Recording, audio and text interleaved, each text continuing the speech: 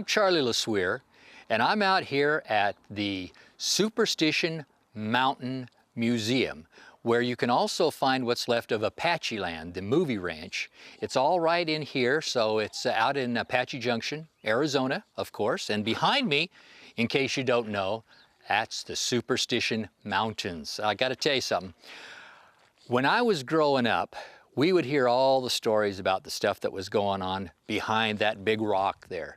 And we thought they were just stories about Celeste and Ed Piper and their battles over gold and people getting killed up there and beheadings and shot in the head and all this. So we thought that was, that's fun stuff.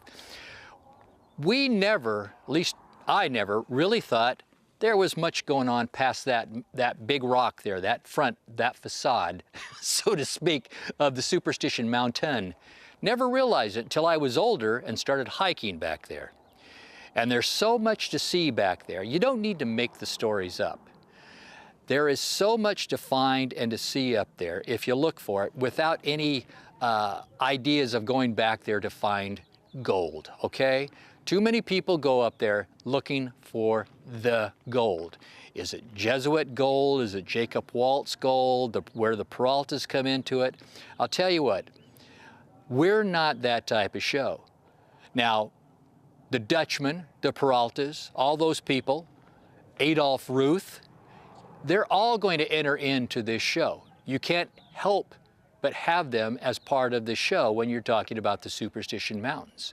But we are not going to be going up there looking for any gold, putting evidence up there, fake evidence to say, oh look, we found this, we found that. No, what you see on our show is legitimate. And the book that got me interested in finally going up there after living in Mesa for most of my life was a book called The Killer Mountains. Well, who doesn't want to read a book about the superstitions called The Killer Mountains? So I read the book and I said, I'm going up there and I'm going to find the stuff in the book. Well, of course, for the first couple of times I found nothing.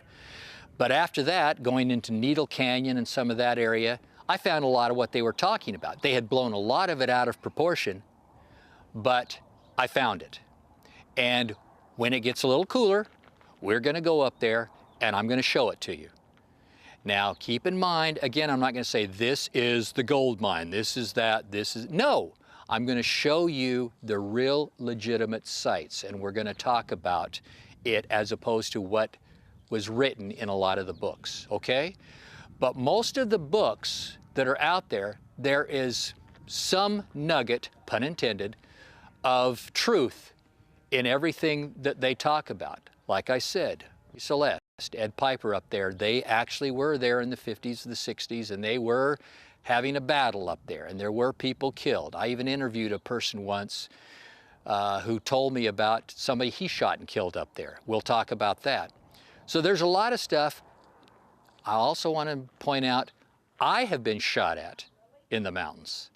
Yeah, I've been shot. I even saw the guy with the rifle, and I can tell you what it's like to have bullets past your head and what it sounds like and what it feels like because I've been shot up there, but I obviously have lived to tell about it. So there's a lot of background there that I want to get into, but I want to do it honestly and tell the stories from an honest point of view. I guess you could call it jaded if you want, but an honest point of view.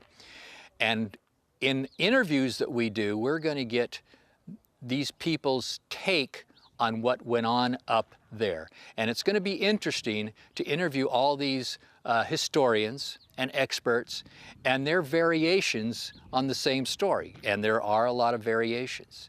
So we want to make sure that you understand right now it's too hot. This is in the summer. This is in mid-June right now that we're shooting. Once it gets cooler up there, we're going to go up into those mountains and we're going to take you to these places. Some of them very strange, very eerie. Some of them I've never found pictures of anywhere or anybody who could tell me about them. That's not to say any place that we go to, you can't hike to. It's not that type of thing. Any place that we go, you can go, and we'll tell you how to get there. So it's not that big a mystery. The mysteries are what happened in those areas to a certain extent. One thing I want to caution you on, do not Do not go up there during the summer. As hot as it is down here in the valley, can get way over 100 degrees. It's even hotter up there at those times in those mountains. So you might as well just take a turkey up there and bake it, you know, because it is, or cook it or whatever you do, baste it, I don't know. But anyway, you know, do not go up there during the summer. They told me here at the museum that a woman came here the other day in pedal pushers and the old term for it, pedal pushers, right? That's my era, and flip-flops. What we used to call thongs, but thongs means a whole different thing now. So it had, had pedal pushers and sandals on. Wanting to know how to get up to the iron up there, you know? This was like 4 in the afternoon. Okay, well, first off, do not come this time of year. Secondly, dress for it, and they had a little bottle of water about that big. Okay, that would get you a few feet up the mountain, all right? So, enough said on that, all right? But this is what we're gonna do.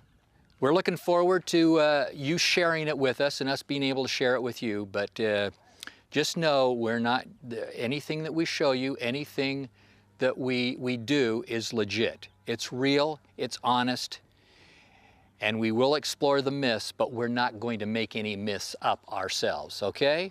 So here we are, the mysteries of the Superstition Mountains. Hope you enjoy the show.